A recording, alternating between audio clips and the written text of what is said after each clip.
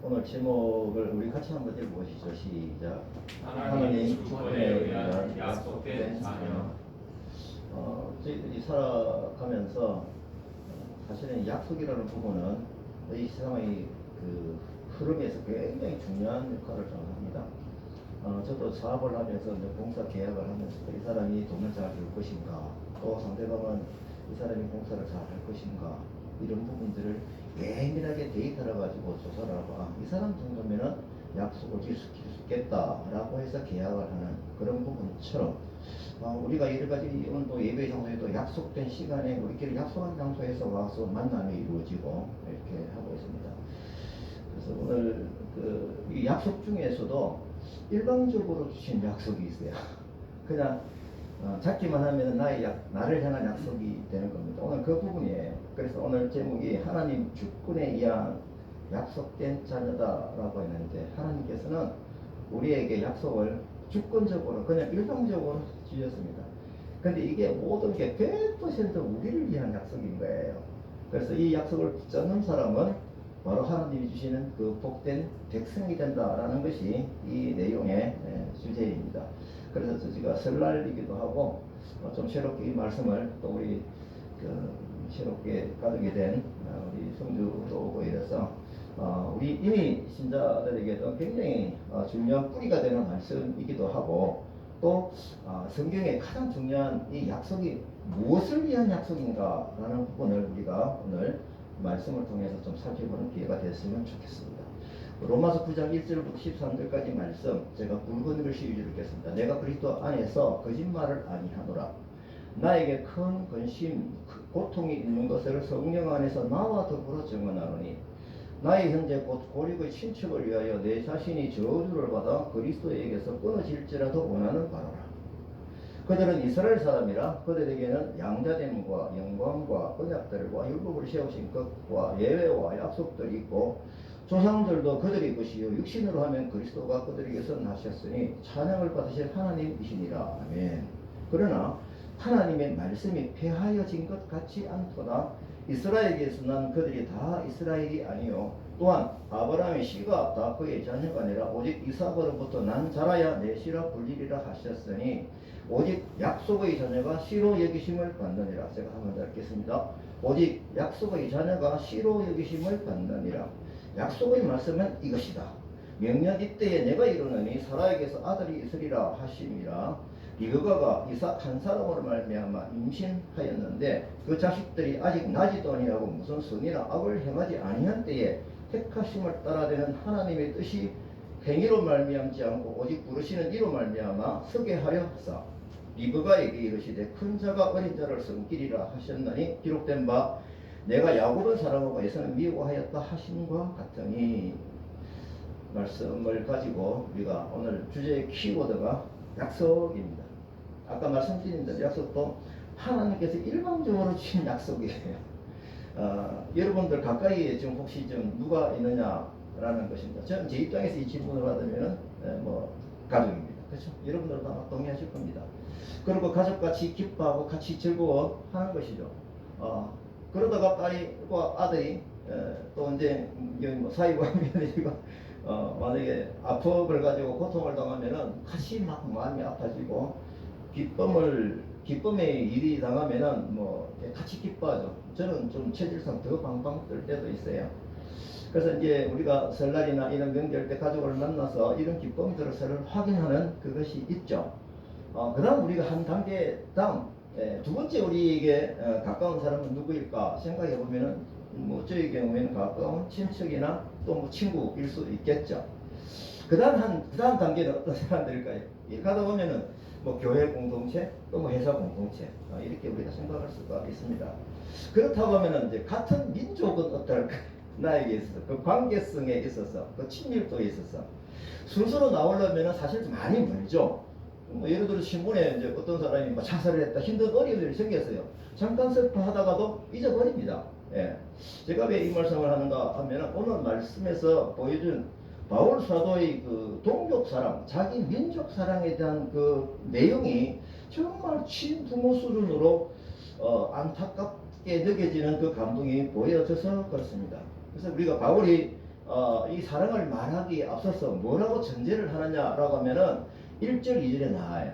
그 내용의 핵심이 뭡니까? 내가 지금 그리스도 안에서 참만한다. 거짓말 아니야. 라고 이 얘기를 강조하죠. 내 양심이 성령 안에서 나와 더불어 정언한다. 이게 무슨 뜻이냐면은 지금 하나님이 내 마음을 감동시켜서 하나님 주신 마음으로 여러분들에게 내가 사랑을 선포한다 라고 이 전제를 하고 있는 것이죠. 그래서 이 표현은 뭡니까? 지금부터 내가 말하는 내용은 나의 진심이기도 하고 내가 성령님으로 받은 바로 그 진심이니 신중하게 들어달라는 그런 표현인 거예요. 지금 바울은 느끼죠. 깨닫고 있습니다. 분명히 성령님과 더불어 자기의 삶이 유지가 되고 있고 복음을 전하는 그 삶을 살고 있기 때문에 그렇습니다. 이때에 바울이 누구를 향한 이 사랑을 쏟아넣느냐라고 하면은 자기 동족인 유대인을 향한 것이에요. 친구가 아니에요. 가까이 있는 친구가 아니고 동족 유대인을 향한 사랑이 쏟아지고 있습니다. 그래서 이어지는 말씀을 보게 되면은 자기 동족인 이스라엘 백성은 하나님의 약속 아래에 있는 복된 백성이다. 이걸 전제로 깔고 있는 겁니다. 굉장히 중요하죠. 이걸 전제로 깔고 있어요. 그래서 이 약속으로 오신 예수 그리스도를 모르고 당신들이 십자가에 못 박았다라는 이 내용은 일단 알려주는 거죠. 그래서 그들이 구세주를 믿고 있지 않으니 뭐에 떠나버립니까? 하나님 주시는 그 약속에서 떠나버리게 되는 그런 결과가 생겨 버린 거예요. 이것이 바울 서다고 볼 때 매우 안타까운 일이다. 이 얘기예요, 지금요. 이 안타까운 표현 내용이 어떻게 표현을 하느냐라고 하면은 자신이 저주를 받아가지고 그리스도에게 끊어지는 한이 있더라도 내가 원하는 바다라고 고백을 하고 있습니다. 차라리 내가 죽고 말겠다. 당신을 위해서. 이게 바로 예수 그리스도의 사람의 정신이거든요.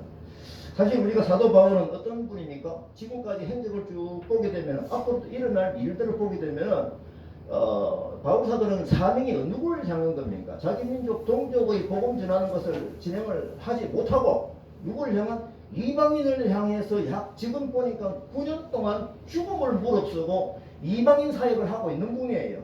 그러니까 자기는 이방인 사역에 피를 꽂힌 사람이에요. 그럼에도 불구하고 이 바울 사도가 오늘 자기 동족 유대인을 향한 이 사랑의 선포는 굉장히 뜻밖이면서 독특합니다. 하물며 유대인들이 그들을 얼마나 괴롭혔습니까? 얼마나 죽이려고 감옥에 가두고 그렇게 했습니까?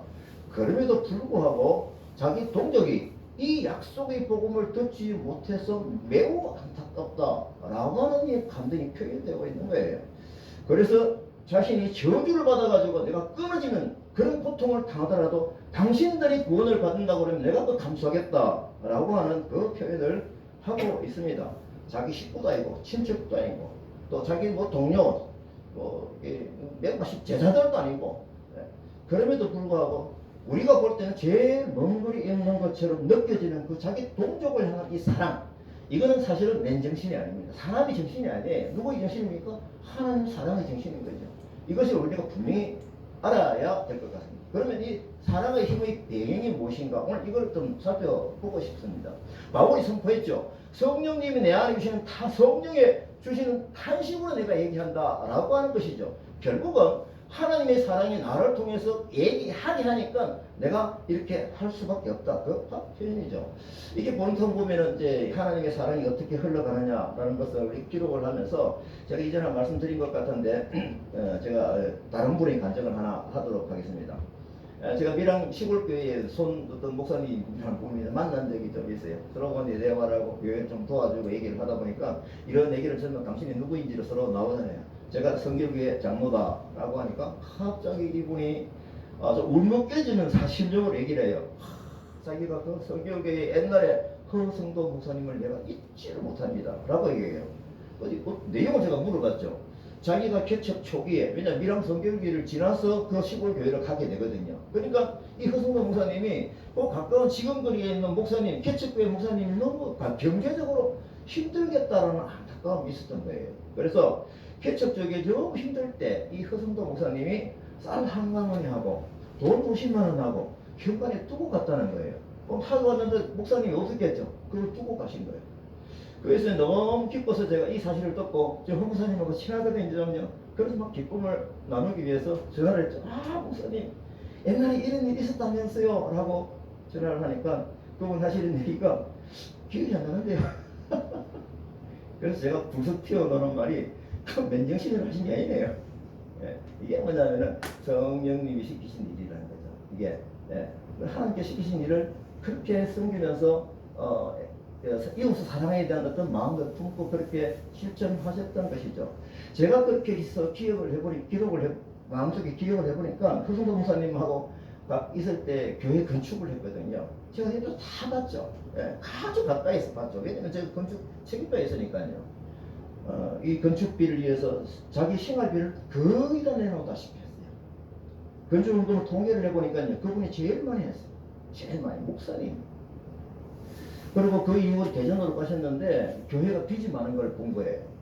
3년 동안 사례비 반을 내놓고 그분이 삶을 사셨더라고요. 그 뒤로도 매월 100만 원씩 헌금을 하신 그런 분이 허성도 목사님인 거예요. 이걸 볼 때 우리가 사실 이거는 우리가 맨정신을 할 수 있는 게 아닙니다.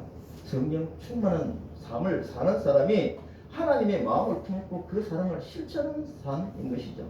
저는 허성도 목사님의 과거의 삶을 잘 알고 있기 때문에 제가 이것을 기억하면서 기쁨이 있습니다. 자, 이제 돌아옵니다. 본문으로. 바울이 지금 자기 동족 유대인들이 예수 그리스도의 복음을 듣고 구원받는 백성이 되기를 간절히 원하는 이유가 이제는 4절 5절에 나오는 거예요. 지금 이 말을 하기 위해서 배경을 쭉 깐 거예요. 4절 5절 봅니다. 제가 읽겠습니다. 그들은 이스라엘 사람이라 그들에게는 양자됨과 영광과 언약들과 율법을 세우신 것과 예배와 약속들이 있고 이게 분명히 성경성을 있는 걸 확인시키는 것이죠.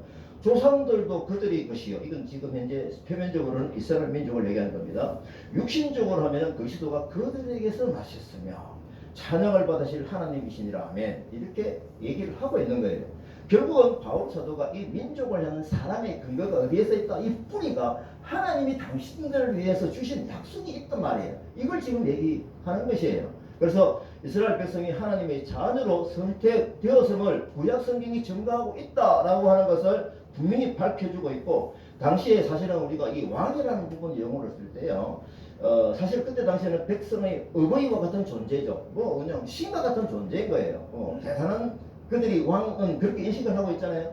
그러니 자기들이 하나님을 생각을 할 때에 이 왕, 통치하시는 왕으로서 그냥 이해할 수밖에 없는 거예요. 그게 세상이니까요.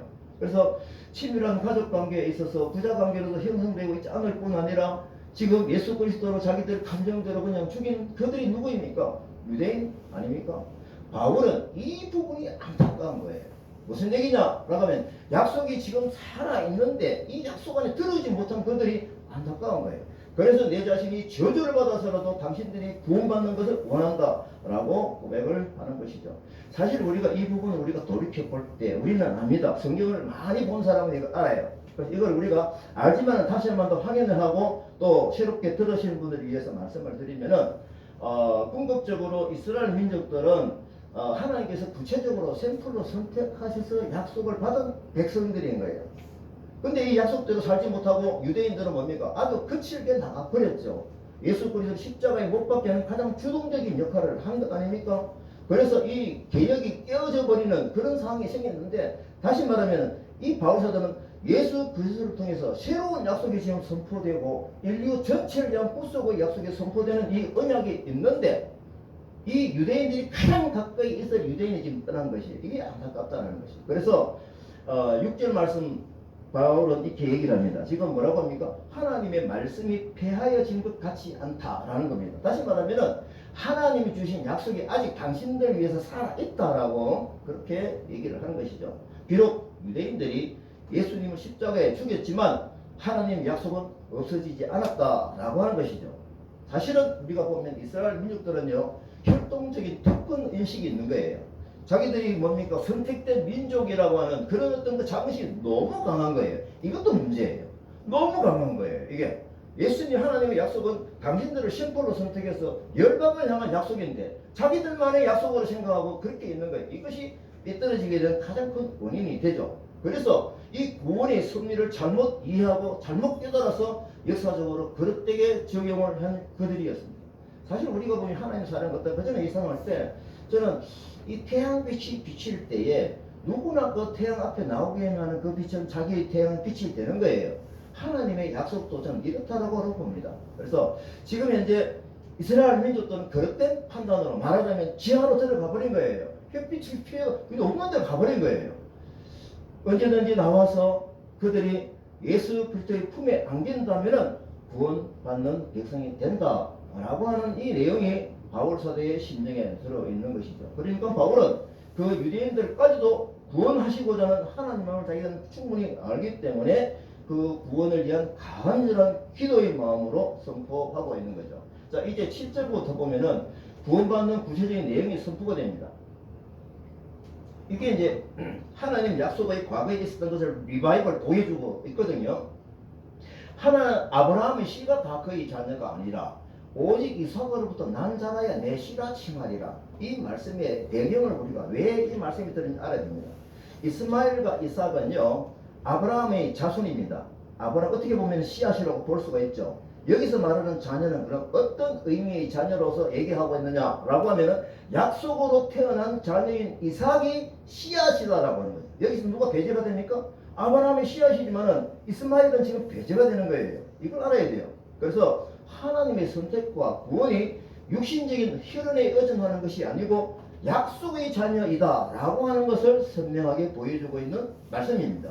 이것이 이스라엘이나 다른 형제들과는 달리 이삭은 하나님께 약속하신 자식이다 라고 하는 그것을 강조하는 것이죠. 그래서 진정한 의미에서 하나님의 자녀는 누구냐 라고 하면은 약속을 받은 자가 하나님의 자녀이다 라고 하는 겁니다. 그래서 이 약속의 말씀은 이것이다 라고 하면서 과거의 사례로서 이 약속의 중요성을 알려주고 있습니다.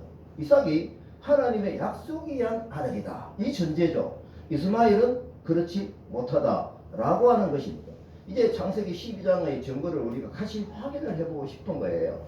자, 창세기 12장에서 쭉 이어지는 역사적인 스토리를 보게 되면 이 내용을 구체적으로 알 수가 있습니다. 왜 이삭이 아브라함이 주신 씨앗이고 이스마엘은 배제가 되는지. 자, 하나님은 아브라함에게 약속을 민족을 이루겠다고 약속을 주셨죠. 그런데 아브라함이 75세 때 이 약속을 받은 거예요. 75세 때. 근데 이 시간이 지나도 이삭이 이 아기가 생기지 않는 거예요. 그래서 자기의 판단으로 기다리지 못하고 누구를 생산했느냐라고 하면 자의적인 판단으로 이스마엘을 그냥 생산을 해버렸는데 부부 관계에서 맺어진 게 아니고요. 누구를 통해서? 종을 통해서 이스마엘이 생산돼 버린 거죠. 이게 하라는 자기는 아기를 못 낳는다라고 그냥 기능사실을 해버리는 거죠. 바울 사도가 이 역사적인 사실을 상기시키면서 약속의 자녀가 누구인지 또렷하게 알려줍니다.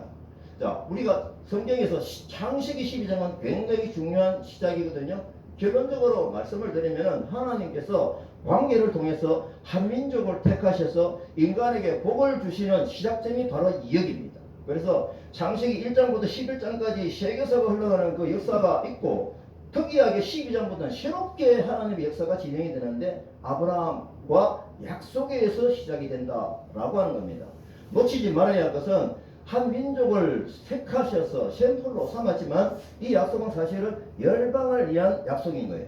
그래서 핵심 키워드는 하나님이 원하시는 백성의 관계는 약속에서 출발한다. 이 바로 이것입니다. 그래서 창세기 12장에서 하나님께서 아브라함에게 주신 그 약속이 무엇인지 라는 것을 뚜렷하게 볼 수 있습니다. 내가 너로 큰 민족을 이루고 너에게 복을 주어 내 이름을 창대하게 하리니 너는 복이 될지라. 이 엄청난 약속을 받았던 때가 아까 말씀드린 대로 75살. 이 약속이 하나님께서 인간을 창조하실 때 주신 약속과 똑같다는 걸 우리는 알아야 됩니다. 창대하고 복이 되라. 생육하고 번성하여 땅에 충만하라. 이 창조 때 약속이 똑같이 선포가 되고 있습니다. 1년이 지나도 2년이 지나도 나이가 먹었기 때문에 아기가 생기지 않는 것은 굉장히 불안한 요소로 작동이 됩니다. 약속이 불안해져 가죠. 드디어 후사를 염려하던 아브라함은 창세기 15장에서 3절 5절을 보게 되면 이런 제안을 하나님께 합니다. 읽겠습니다. 아브라함이 또 이르되 주께서 내게 씨를 주지 아니하셨으니 내 집에서 길린 자가 내 상속자가 될 것입니다. 여호와의 말씀이 그에게 임하여 이르시되 그 사람이 내 상속자가 아니다. 내 몸에서 날 자가 내 상속자가 되리라 하시고 이때 약속이 결국 아브라함과 아내 사례를 통해서 약속으로 다시 확인을 시켜 주시는 것이죠. 자, 그래서 아브라함 보고 밖으로 이끌고 나갑니다. 이르시되 하늘을 우러러 묵비를 세울 수 있는가 보라. 또 그 얘기를 시되 내 자손이 이와 같으리라. 지금 한 명이 중요한데 하나님은 지금 약속이 어디로 갑니까? 하늘에 별과 같이 이 세상에 많아질 거예요. 이 약속을 하는 거예요. 이게 약속입니다. 약속. 그죠? 하나님께서 나에게 씨를 주지 않으셨으니 하나님 나의 후손은 엘리에셀입니다. 이 엘리에셀은요 자기 하인 중에서 가장 똑똑하고 가장 말 듣는 아주 마음에 드는 1등 종이 엘리에셀이거든요. 그래서 아마 엘리에셀을 그냥 제가 후사로 삼겠습니다라고 이 제안을 한 것이죠. 하나님은 허락을 기다렸는데 하나님은 아니다라고 하신 것이죠. 그래서 아브라함은 또 기다립니다. 제가 시점을 볼 때 약 한 10년이 흘렀어요. 나이가 85살입니다. 많이 기다렸죠. 불안합니다. 아내가 지금 이게 아기를 낳을 수 있는 상황이 이제 아닌 거예요. 10살 차이 나니까요. 그래서 아브라함 부부는 이때 큰 결단을 합니다. 하나님에게 이때는 묻지 않습니다. 아내와 합의해서 결정을 합니다. 그것이 창세기 16장 1절 2절. 아브라함 아내 사레는 출산하지 못하였고 그에게 한 여종이 있으니 애굽 사람이요 이름은 하갈이라. 사레가 아브라함에게 이르되 여호와께서 내 출산을 허락하지 아니하셨으니 원하건대 내 여종에게로 들어가라. 이 사레가 제안을 하는 거죠. 내가 혹 그로 말미암아 자녀를 얻을까 하노라 하며 아브라함이 사레의 말을 듣니라. 들을 걸 들어야지. 이때 미안합니다. 이게 자꾸 우리 상이 아니고 이 말을 지금 보니까 이제 합의를 본 거예요. 이때 이 내용이 보게 되면 하나님께 아까처럼 뭡니까? 엘리에셀처럼 하나님 어떻습니까? 라고 묻는 그게 없어요. 다시 자기 생각대로 일을 저질러 버리는 거예요. 그래서 15절 16절 하갈이 이 뭡니까? 몸종입니다. 하갈이 아브라함의 아들을 낳으며 아브라함이 하갈을 낳은 그 아들을 이름하여 이스마엘이라 하였더라. 하갈이 아브라함에게 이스마엘을 낳았을 때 아브라함이 86세였더라. 이걸 보게 되면 우리가 객관적인 데이터를 보면 참을 만큼 참았지 않냐. 10년이라 하게 그 나이에 나이 30, 40도 아니고 아브라함은 하나님의 약속을 자기 마음대로 수정하여 아내 사라의 청을 받아들여 척을 얻어서 86세의 아이를 낳습니다. 참 많이 기뻤겠죠. 그래서 이스마엘이라 이름까지 자기가 지어요. 아브라함은 자기 몸에 난 아이니까 그 이스마엘이 누구다? 하나님이 주신 자녀겠지라고 하루 1년, 2년, 3년 그렇게 키운 거예요. 그렇게 하다가 13년간 키웠을 때, 그죠? 13살이 됐어요. 아브라함이 처음 약속을 받은 지가 계산해 보면 24년이에요. 많이 지났죠? 이때 아브라함의 나이가 보니까 99세예요. 아내는 뭡니까? 89세죠? 이래 되는 거예요. 제가 산수는 잘합니다. 하나님께서 드디어 약속을 이행하겠다라고 일방적으로 다시 선포를 하는 거예요. 뜻밖이죠? 하나님이 창세기 17장 1절 2절 나옵니다. 뭐라고 아브라함에게 얘기하느냐? 아브라함이 99세 때에 그렇죠? 시간의 흐름을 잘 기억하십시오. 24년이 흘렀죠.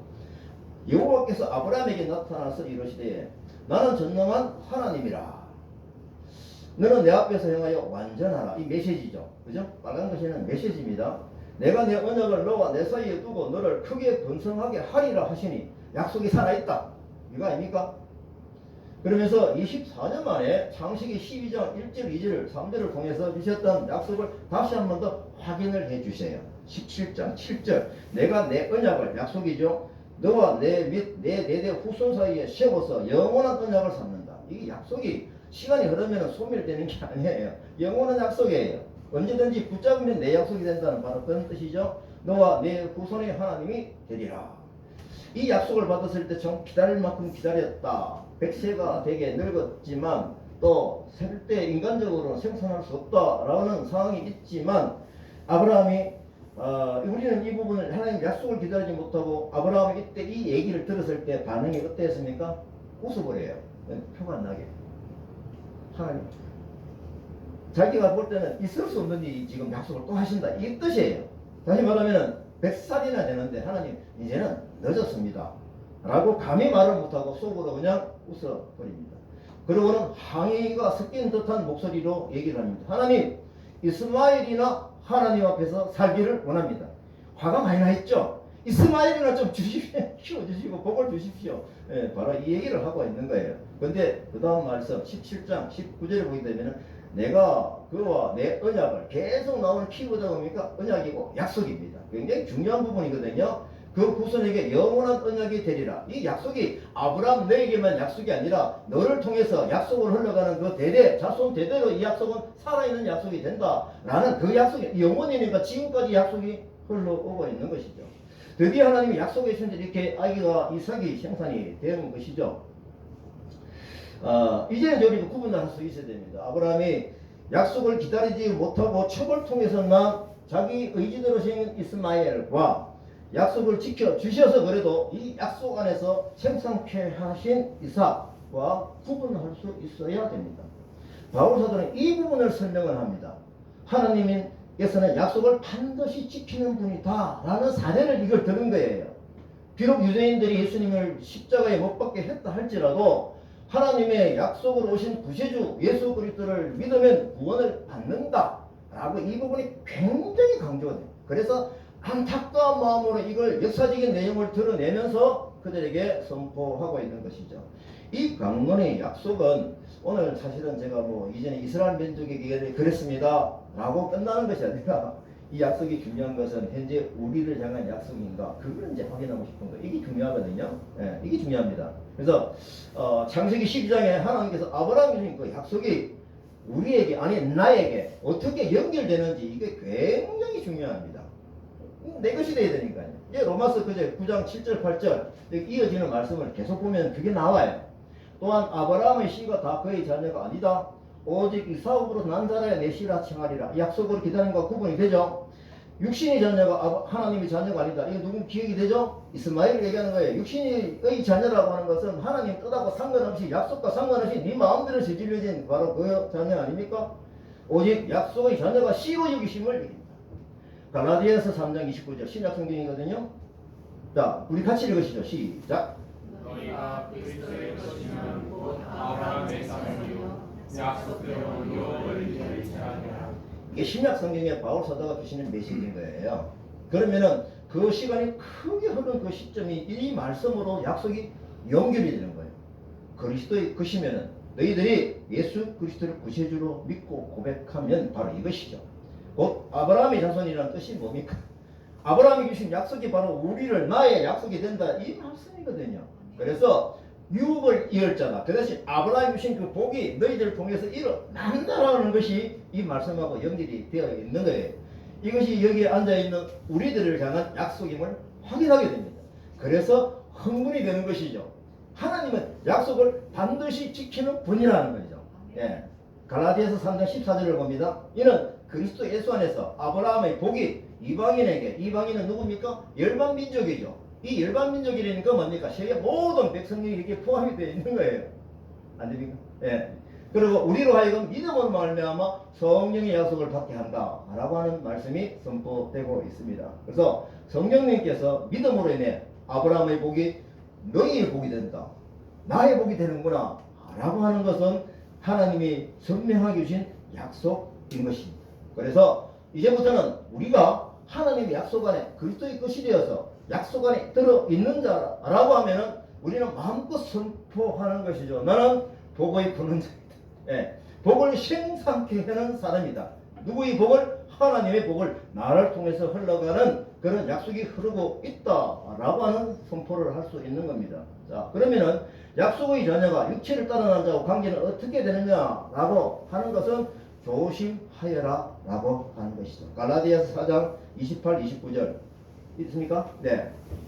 이거 같이 한번 읽어보시죠. 시작. 너희는 이삭같이 약속의 자녀라. 그러나 그때의 육체를 따라가는 자가 성령을 따라가는 자를 박해할 것 같이 이제도 그러하도다. 다시 한 번 더 이삭과 같은 우리는 약속의 자녀라는 것을 확인을 시켜주면서 육체를 따르는 자, 다시 말하면 이스마엘 같은 생산된 자가 우리를 박해한다라는 것이에요. 이게 또 무슨 말씀일까요? 제가 여러분들 말씀을 자주 드리는데 이 세상은 우리가 압축해보면 딱 두 나라다. 하나님의 나라와 이 나라 백성을 공격하는 나라가 있다. 주신 말씀을 보게 되면 이스마엘 후손이 약속의 자녀를 박해하고 공격한다는 내용이죠. 이 공격자들은 하나님이 주신 약속에서 떠나 있는 어둠의 세력인 것입니다. 이스마엘이 왜 생겼습니까? 하나님의 약속을 저버리고 자기 생각대로 마음대로 저질러서 만든 그 걸림돌 아닙니까? 육체를 따르는 자 이스마엘, 성령을 따르는 자 이삭. 다시 한번 강조합니다. 너희가 그리스도의 것이면 아브라함의 자손이다. 약속대로 유업을 이을 자다라고 하는 겁니다. 그 기쁨이 지금 우리가 이 타카사에게 힘과 에너지가 되어야 된다라는 것이죠.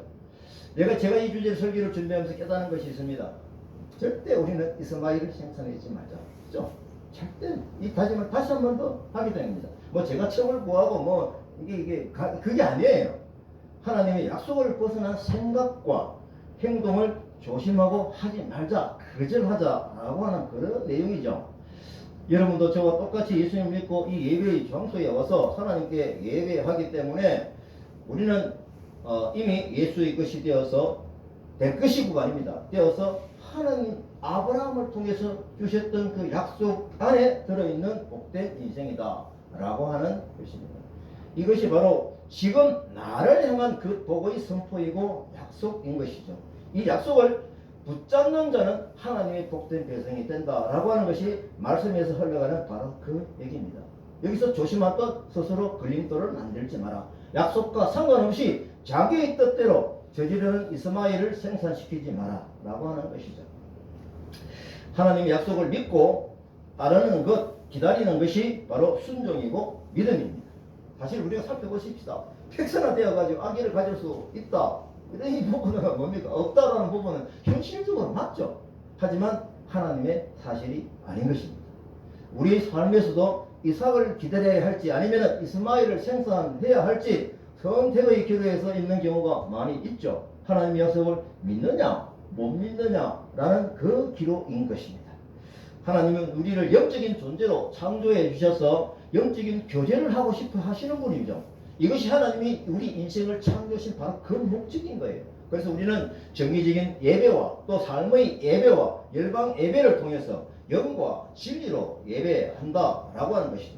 핸드폰에 내한 수신이 왔어요. 딱 올려요. 내가 그 키를 눌러야 이게 지금 보이지 않는 선을 통해서도 이게 메시지를 받을 수 있고 서로 통화를 할 수 있지 않겠습니까? 마찬가지입니다. 영적인 관계는 눈에 보이지 않는 이 흐름이 이 땅을 지금 이곳을 향해서 흘러가고 있다라고 하는 것입니다.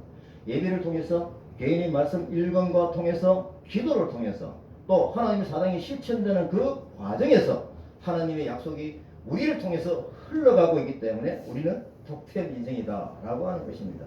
그래서 약속된 시간에 하나님과 대면에 예배하는 그 장소와 시간 이것을 소홀히 하면 안 되겠습니다. 경제적인 이유나 또 다른 이유 때문에 주일 예배 가만 따지지 말고 예배의 행위는 약속을 믿는 굉장히 중요한 행위이기 때문에 그렇습니다. 하나님은 우리 인간과 사랑의 교제를 하기 위해서 생명이 되게 하셔서 그다음에 영적으로 주파수를 맞게 하셔가지고 그렇게 창조를 해주셨거든요. 그래서 어떠한 목적으로도 이런 관계가 방해를 받으면 안 된다라고 하는 것인데 오늘 키워드는 주신 약속을 굳건하게 믿고 그 약속 안에 들어가자라고 합니다. 지금 사실 아까 전에 박해한다는 그런 내용도 보게 되면요 우리는 흔히 알고 있죠. 이스라엘에 지금 일어나고 있는 중동 전쟁은 바로 이 역사의 뿌리에서 나오는 것이에요. 얼마나 괴로움을 당하고 있습니까? 잘못된 걸림돌을 만들어서 내 인생에 복이 흐르는 길이 막히지 않도록 조심해야 되는 것입니다. 자 이제 하나님의 자녀는 하나님의 권세, 주신 권세를 누리는 하나님 나라의 시민권자인 거예요. 이 약속을 우리가 읽지 말도록 하십시다. 현실에 속아서 받은 약속, 현실에 속아서 받은 그런 어떤 그 약속을 어기는 행위 따라가서는 안 될 것입니다. 그래서 우리가 하나님의 약속을 어떻게 해야 될까요? 어떻게 우리가 받아들여야 됩니까? 우리가 매일 말씀을 그래서 읽습니다. 말씀을 묵상을 합니다. 또 항상 기도하면서 기도하는 마음으로 이 땅을 살아가고 있습니다. 또 중요한 것은 하나님의 사랑이 우리가 하나님 사랑이 필요한 것을 보게 되면은 하나님 마음이 있는 곳에 하나님이 걸음이 가는 곳에 하나님 시선이 가는 곳에 우리의 시선과 걸음이 같이 가야 되는 그 복된 인생이라는 것을 우리는 잊지 말자라고 하는 것입니다. 이 세상을 창조하신 분은 하나님이시고 우리 인생의 주인이시죠. 우리의 왕이시죠. 그래서 그 약속 안에 들어있는 자는 하나님이 주권에 의해서 복된 인생이 된다라고 하는 것입니다. 이제 말씀을 정리를 해야 되는데요. 제가 짧게 시간이 많이 들어서 이 말씀을 제가 생각할 때마다 제가 요한일서 1장에서 7절까지 읽은 말씀이 이 말씀에 대한 구체적인 우리가 프레임 이걸 굉장히 좀 중요하게 생각을 해서 마무리를 이렇게 말씀을 하도록 하겠습니다. 성경 나와 있죠? 예. 이 요한일서 1장에서 1절에서 7절까지 혹은 폭넓게 10절까지 말씀을 보게 되면 이 말씀을 보면서 제가 얼마나 몰랐는지요. 예. 제가 7가지를 제가 메모를 하게 되었습니다. 먼저 하나님이 우리에게 주신 약속은 뭐냐? 첫째 전제가 생명의 말씀입니다. 예.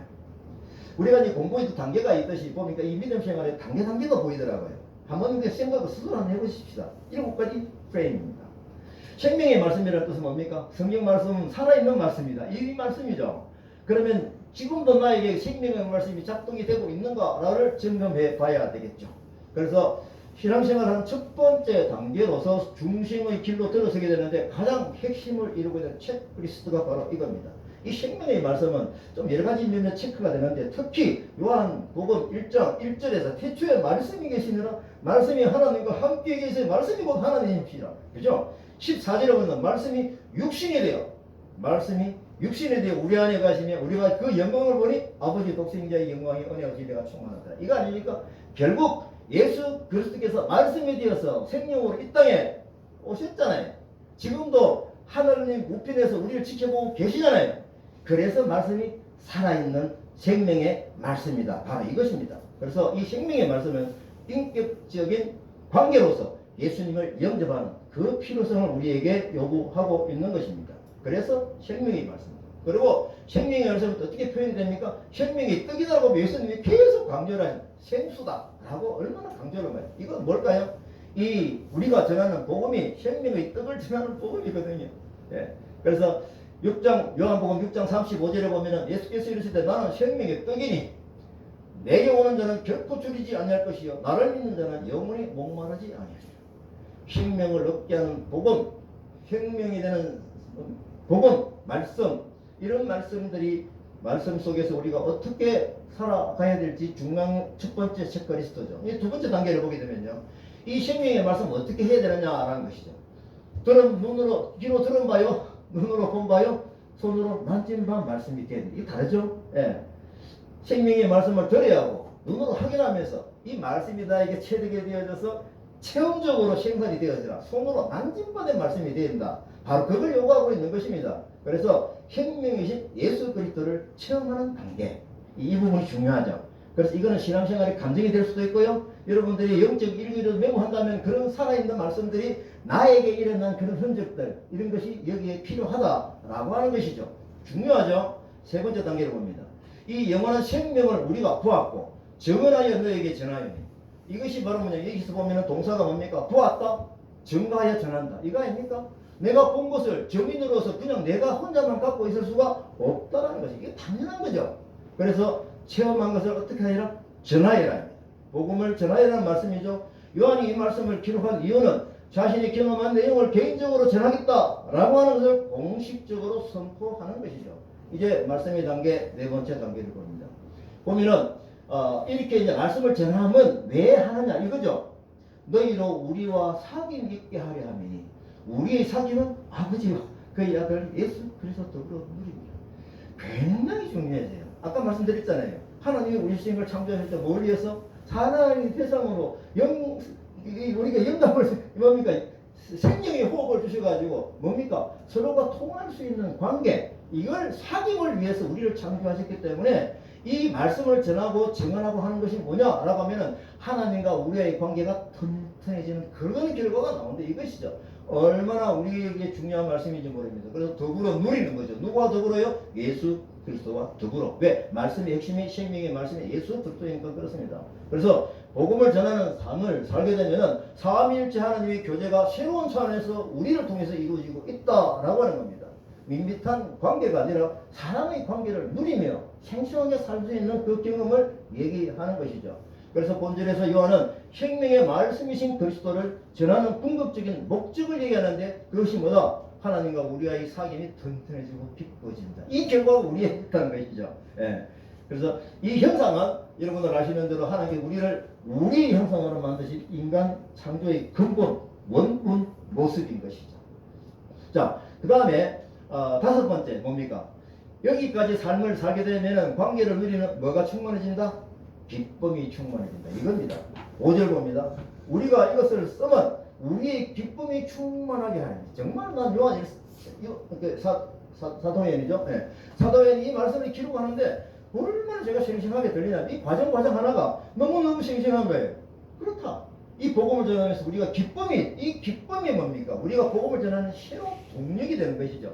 요한복음 15장 11절을 기억을 합니다. 포도나무 가지가 포도나무에 붙어 있으면은 자연히 열매를 맺게 되는데 그 열매의 정체는 뭐냐? 요한복음 15장 11절 내가 이것을 너희에게 이르면 내 기쁨이 너희 안에서 너희 기쁨을 충만하게 하라. 예수 그리스도 가진 그 기쁨, 관계의 기쁨이 예수 그리스도에게 붙어 있기만 하면 우리를 통해서 생산되어지는 바로 그 열매인 것이죠. 그래서 이 기쁨은 하나님과 그리스도와 함께하는 교제의 회복이 일어나는 것이고 또 이 기쁨이 우리의 마음과 입을 통해서 전달되는 것이죠. 성령의 열매인 것입니다. 그 다음에 우리가 이 말씀을 볼 때 여섯 번째 우리가 하나님과 사귐이 있다 하고 어둠에 행하면 거짓말을 하는 것이 이게 굉장히 중요하다. 이렇게까지 살 수 있는 환경이 다 만들어졌는데 이렇게 살다 하면서 뭡니까? 어둠에 행한다? 진심이 어디냐? 거짓말하지 마라 이거지. 네. 이것은 같이 있을 수가 없다라는 겁니다. 그래서 결국은 이 기쁨은 필요에 따라서 또 뭐 오늘은 왔다가 내일은 없어지고 이런 게 아닌 거거든요. 그래서 하나님께서 우리에게 주신 본성을 회복하여 모든 그리스도인들이 빛 가운데 행해야 하는 것을 강조하고 있죠. 네. 그래서 하나님은 빛이시다 말씀을 우리가 다시 한번 기억을 하면서 이 말씀을 생각해 보게 됩니다. 이제 마지막 일곱 번째 보게 되면요. 굉장히 중요한 교리가 복합적인 뿌리적인 교리가 선포되어 있는 거예요. 7번째 보면 1번째 봅니다. 우리도 빛 가운데 행하면 우리가 서로 사귐이 있고 그 아들 예수의 피가 우리를 모든 죄에서 깨끗하게 하실 것이요. 하나님과의 사귐 회복은 예수 그리스도의 피 흘리심으로써 대속의 사랑 때문에 일어난 것이다 라고 하는 것을 결론적으로 얘기를 하고 있죠. 하나님은 그리스도의 대속 사역을 통해서 은혜로 죄를 사해 주셨고 또 우리가 구별되고 빛 가운데 살 수 있는 삶을 열어 주신 것이죠. 그래서 우리가 서로 사귐 있게 된 그 바탕에는 예수 그리스도의 피가 우리 모든 죄에서 깨끗하게 하신 바로 그것이다 라고 하는 겁니다. 자, 이제 말씀을 제가 전체 빼대를 말씀을 통해서 약속이 얼마나 중요한지 이해하는 사람으로서 얼마나 복된 인생인지 왜 그렇게 해야 되는지를 약속의 말씀을 가지고 다 제가 말씀을 드렸습니다. 이게 제 얘기가 아니에요. 성경을 가지고 말씀을 드린 거거든요. 자, 이제 여러분들이 이 말씀을 들으실 때 현재 나의 위치가 어디인가 좀 이제 세가 부정으로 세입니다. 뭐 세를 하는 것도 세 마음으로 좀 한 단계라도 좀 업그레이드를 내가 하려면 어느 위치에서 내가 어떻게 좀 하면 좋겠는가 라고 하는 바람을 가지고 기도하는 삶을 살게 된다면은 오늘 약속의 말씀이 바로 내가 가지고 올 수 있는 약속의 말씀 하나님이신 약속의 시 이삭을 생산케 하는 그런 생산이 우리의 삶에서 계속적으로 일어날 것이다 라는 것을 말씀드리고 오늘 말씀을 마치도록 하겠습니다.